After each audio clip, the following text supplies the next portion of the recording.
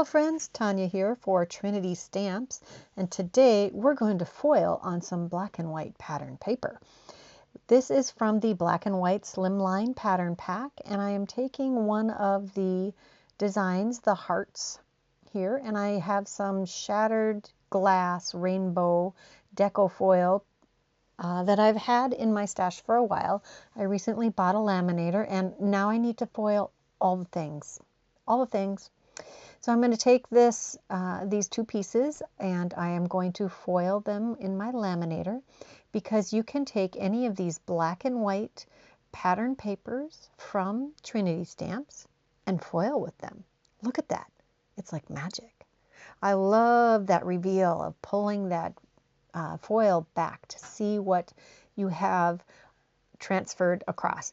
Now I just have a plain, I want to say over-the-counter, yeah, my nursing background sticking out. Just a plain non-foiling specific laminator to create these. If you use a mink, it's probably going to do even better. I am also using the Slimline Wide Heart Trio panel to create this, and we're going to use 3 stamp sets. That first one was Let the Good Times Roll. That one was Unbelievable, and this one's called Hugs and Squishes. And we're going to use the main character from each of those stamp sets. Stamp them on some white cardstock with Copic-friendly ink.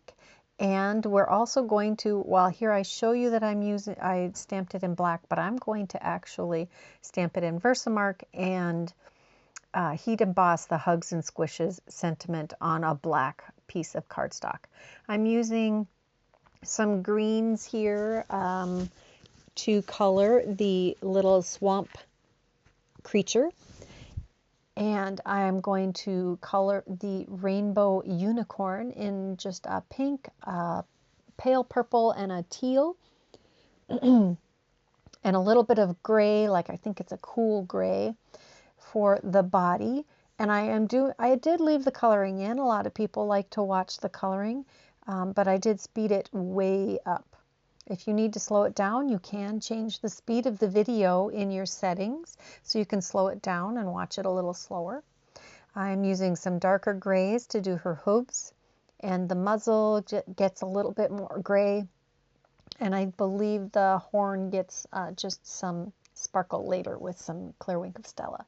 Using some browns, I believe these are the E20s that I used to color Mr. Bigfoot. And I'm certain that this took me less than 10 minutes to color all 3 of these little critters. And I kept it fairly simple, no more than 2 or 3 blends per color family there. Just adding a little bit of gray to the inside of his mouth and hitting everybody with some Clear Wink of Stella, because I like my images to shimmer. I think it adds a nice finishing touch. Look at that. They all look pretty cool.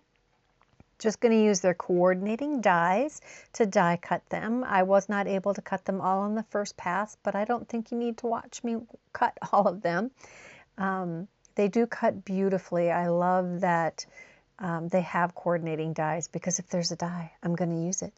There they are, our critters. I'm also going to use the new modern embossed circle stack to create a nice background for this Hugs and Squishes, because with all of that foiling and all of this busyness, I needed something to draw the eye a little more closely to that sentiment.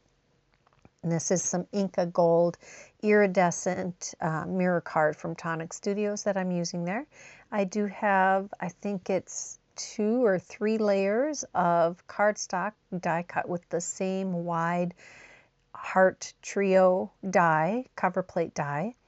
And I'm going to glue those together because I want a little height behind the panel when I stick those little critters behind them, because they're going to be peeking out just a little bit. This card really reminds me a little bit of Lisa Frank. If you're familiar with the Lisa Frank design, everything is bold colors and black and white. And when I told my daughter that, she told me, "Nah, Mom, it needs zebra stripes if you're going to call it Lisa Frank." That's my daughter. Next time, some zebra stripes. just going to add that last layer with my precision glue. Trinity Stamps does sell the Hero Arts precision glue, which I haven't tried. I'm going to have to try that soon. I did not add any coaster blank this time. I just used those 3 layers of cardstock and pattern paper together, and Trinity Stamps pattern paper is actually a pretty heavyweight pattern paper. It's like cover weight. I do use a little bit of coaster blank behind my images that I've colored and die cut, but just enough to pop the head up because we're going to tuck the feet in underneath the layers. When you watched me glue that, I didn't glue right up to the edges because I knew I was going to want to tuck the feet of my little critters under the heart so it looked like they were popping out from the back of the card. And I had backed it with a piece of black cardstock to create some real drama behind them so that those images could stand out. It's a really busy card, and I wanted all of these elements to be able to be seen and be vibrant along with the vibrant background. Just holding a little pressure on that last critter, let that glue set, and then we are adding the sentiment. And that just about finishes it. I did have a little bit of extra of that foiled cardstock left, so I took that little trimming and I added it to the bottom of the inside of the card. I like to decorate the inside of the card. I think it adds such a finishing touch. Now, it's not a completely straight or even sliver of cardstock.